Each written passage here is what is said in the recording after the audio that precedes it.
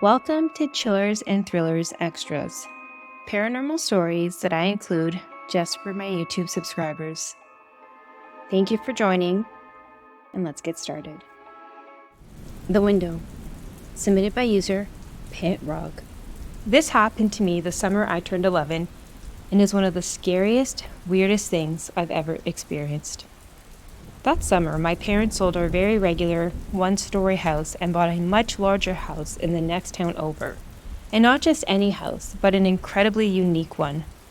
The architect who built it used all kinds of old, reclaimed, or repurposed material, so all the doors were 100 years old or more and had the original glass doorknobs. There were heavy wooden beams in the ceiling of the living room that were from torn-down bungalows on the local Biltmore estate, and almost all the windows were antique stained glass that came from England. The outside had wide, rough cedar planks instead of regular siding, and my brother and I learned early not to run our hands over them or we'd get splinters. It was the coolest house I'd ever lived in. I'm describing the architectural stuff because the stained glass windows and the cedar siding come into the story. My room was also huge. It had its own bathroom, a walk-in closet, and French doors leading out onto a second-story screened-in porch that ran along the length of the back of the house to my brother's room. The bathroom had a small stained glass window, and there were two large stained glass windows facing out towards the street, but at an angle because the house was built that way. Another important thing. These windows, all the windows on the second floor, were deeply recessed under the roofline. It was Florida, and this kept the scorching hot sun from shining directly into any of the rooms. When we moved in, my mom put my bed against the inner wall, facing these windows. Again, coolest, most beautiful, most original house I'd ever lived in. Our parents didn't tell us about the house until the deed was done, when they took us over there to see it, and we were so excited. It just seemed so huge and exotic and grand. The front door was also from England and had been the door to the men's bathroom in some fancy old pub. It said "Gentlemen" on a brass plaque on the inside. And while they didn't discuss it with us at all, I knew in the way kids know stuff that my parents were especially thrilled because they got a big-ass house for what was apparently a great price. We move in, and my brother and I spend the summer exploring the neighborhood and trying to meet some kids, which we did. And when we did, we found out why our parents got a great price. The guy who built the house, who was a well-known local architect who built quite a few unusual homes in the areas, was also a convicted criminal. He built the house we bought not long after he got out of prison for his wicked deeds. All the kids in the neighborhood knew about it from their parents, and when they found out which house we lived in, "You live in the haunted house," etc., etc. It didn't help that the guy also lived across the street from us with his sweet but spacey wife. We snorted at the haunted house revelation. Since no one lived in the house before us, what exactly was haunting it? I mean, it looked like it could be haunted, but it was also technically brand new, reclaimed materials or not. But for the longest time, no one would come over to play as the house had a creepy reputation due to its builder's unsavory past. I also happened to read the Amityville Horror that summer. I've always loved scary stories, ghost stories, stuff that scare people, and never felt especially scared or freaked out myself. But for some reason, that stupid book scared the crap out of me, resulting in my developing some serious sleep issues that summer. It didn't help that we were in a huge, strange house that I wasn't used to yet, and also because the house had so much wood inside and outside of it. Every room had a smoke alarm with a red light that was really noticeable at night. The one in my room was on the wall, not the ceiling, right next to the closet. And after reading that book, I'd wake up in the middle of the night and see the red light and immediately think of Jody, the pig demon thing, with red glowing eyes that the daughter in the book saw. And I'd lay there thinking about the book and freaking out about the light. It usually took me hours to relax enough to get back to sleep. This happened almost every night. Then one night, I wake up needing to go to the bathroom. Do it, get back in bed, and then lay there looking at the light and wishing for the millionth time I'd never read that darn book. It was after 2 a.m., the whole house is silent. Then I see something in the window, out of the corner of my eye, and look. And holy God, there is what looks like a human head peering in the window at me. 2 stories up, a head looking in. Okay, this next part is difficult to write because it's so freaking weird and I really don't like remembering it. The windows of my room were very large, a two-part design where the large lower half was a rectangle topped by a similar, smaller sideways rectangle intersected by a thick wooden frame. My mom put in shutters on the lower half and sheer see-through windows on the top half. Some parts of the window were clear like regular glass, some thick wavy and some colored glass, all with the curly lead surrounding it. When you looked through them, you'd get a distorted view of the outside, so the head, or whatever it was, wasn't easy to see except as a shape. It kept rising above the shutters like it was trying to see into the room, then sink back down. I have no idea how long it was doing that before I noticed it. My first thought was that someone was standing on a ladder trying to see inside. But if that was the case, then either the ladder was propped up against the window glass below, or the person was very tall. But then the head shape did something so horrible, so strange, I almost screamed out loud. It had been peeping up from below the shutters like a regular person would. And then it would disappear. And when it reappeared, it was looking in from the side. Like whatever it was changed position and was suspended sideways in the recess, which was impossible. All thoughts of weird dude on a ladder flew right out of my head, and bad thoughts about demons and monsters flew in. I lay there in absolute terror, watching as it would appear and disappear, sometimes from the left, sometimes from the right, then most horribly upside down, as if whatever it was on the roof, hanging over and looking in. Except again, these windows were in deep recesses, and the head was right next to the glass, meaning it was clinging, or God help me, floating, right outside. At some point, I realized I could hear it as well. It made these faint scratching sounds as it moved around, sounding just like when squirrels scramble around on the cedar planks. I couldn't see any facial features, and it didn't look like it had hair, but it definitely had an oval-shaped head. I don't know how long I lay there, scared to death and watching this thing look in my room. But then, having no idea what was happening, my brother walked in to use my bathroom. One of the less convenient features of this house was that his bathroom was actually located off the laundry room on the first floor, and he didn't like walking through a large, dark house in the middle of the night, so he used mine instead, which was fine with me and especially welcome at that moment because it broke the strange spell. I screamed at the top of my lungs. The thing disappeared with a loud scratching sound like it had claws that slipped off the cedar planks. And my brother said, "What was that?" Since my bedroom door was directly opposite the window, and he caught a brief glimpse of the something in the window before it fell or flew away or went back to health. I started crying. "What was that?" my brother kept asking, and he was almost as shaken as I was. He told me later that the minute he walked into the room, he knew something was going on as the hair on his arms stood straight up. I spent the rest of the night sleeping in his room on his spare twin bed.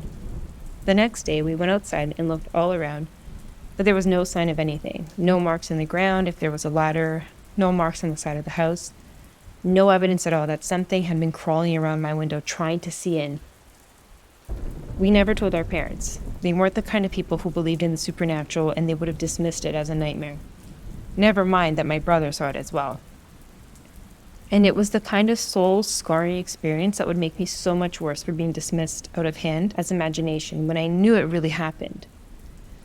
Nothing like it ever happened again. We lived in that house for years, and everything was fine. No more creepy stuff. But I wasn't taking any chances either. The next day, I rearranged my entire bedroom so that my bed was now between the windows, and I moved my dresser and mirror to a position where the mirror didn't face the windows either, so I couldn't wake up and see something looking in, reflected in the mirror. I also put a piece of tape over the red light and the smoke alarm, much to my stepfather's annoyance. I told him it kept me up at night, which wasn't a lie. Grant Park Haunting, submitted by user Samuta.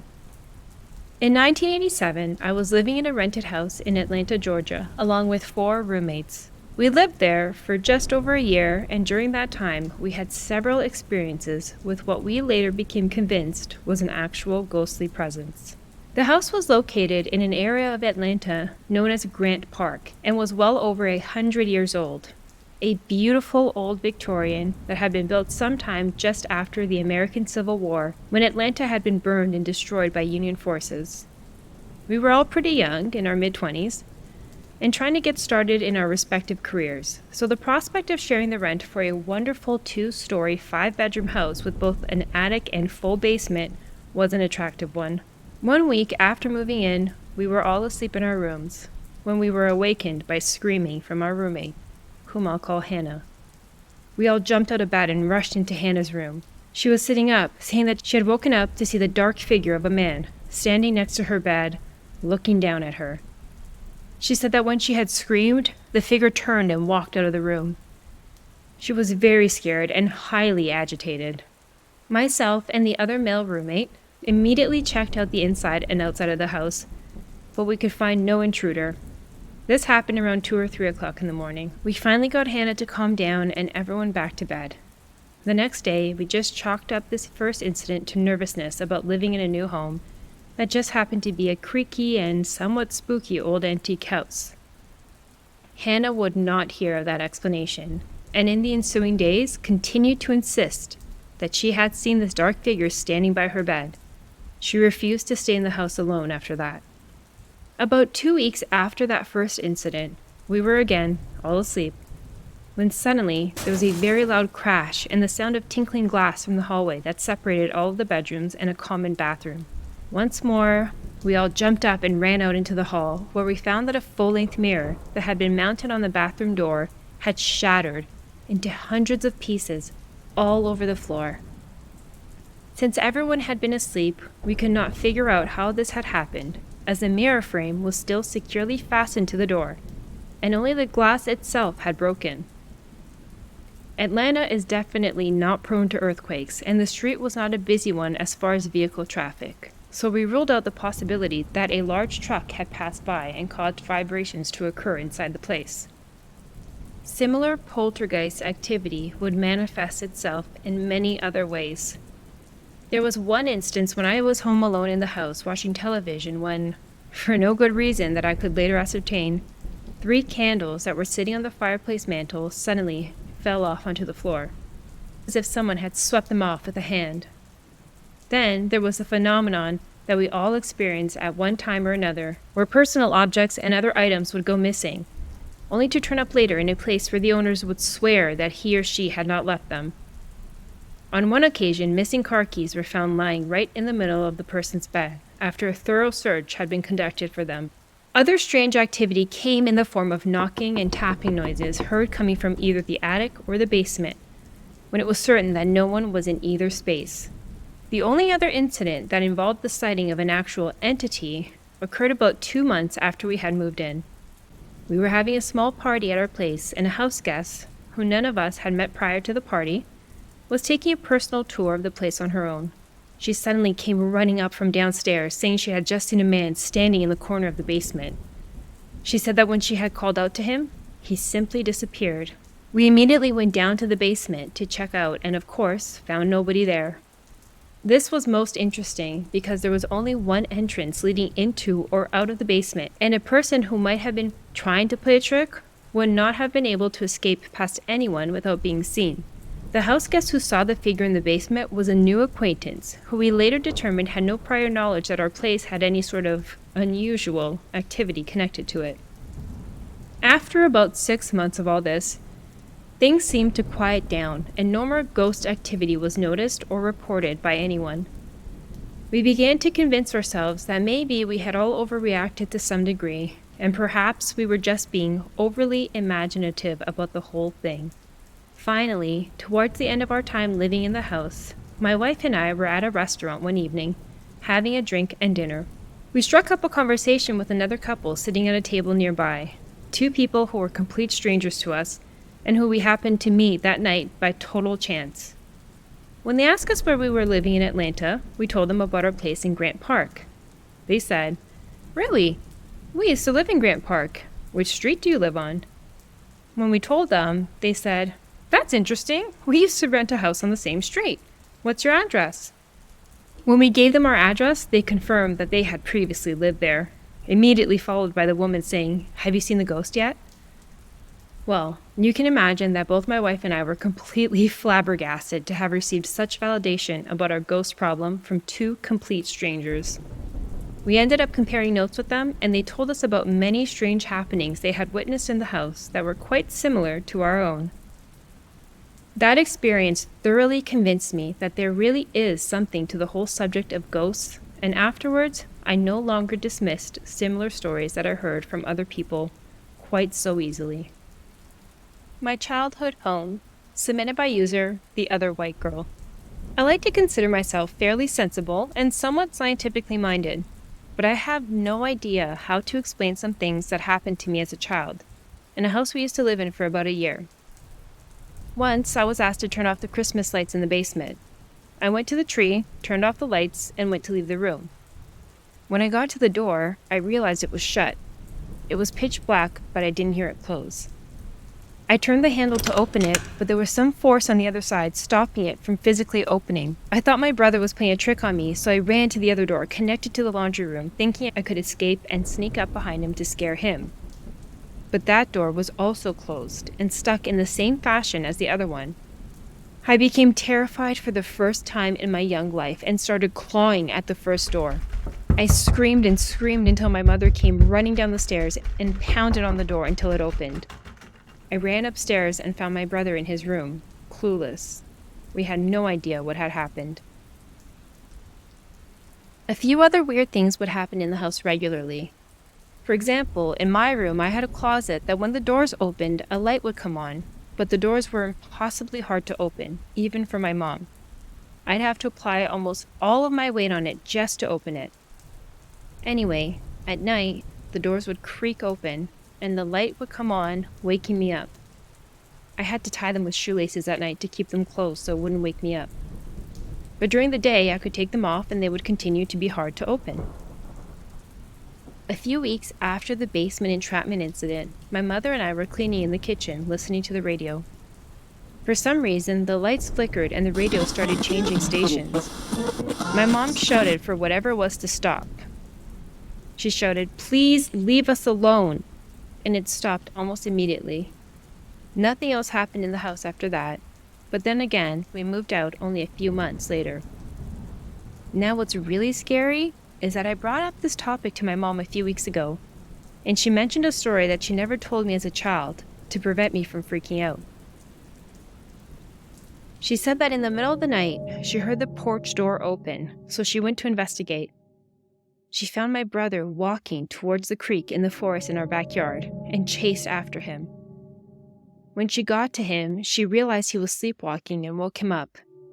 She asked him what he was doing, and he told her that he was following the voices coming from the forest. They were apparently telling him to come to the creek.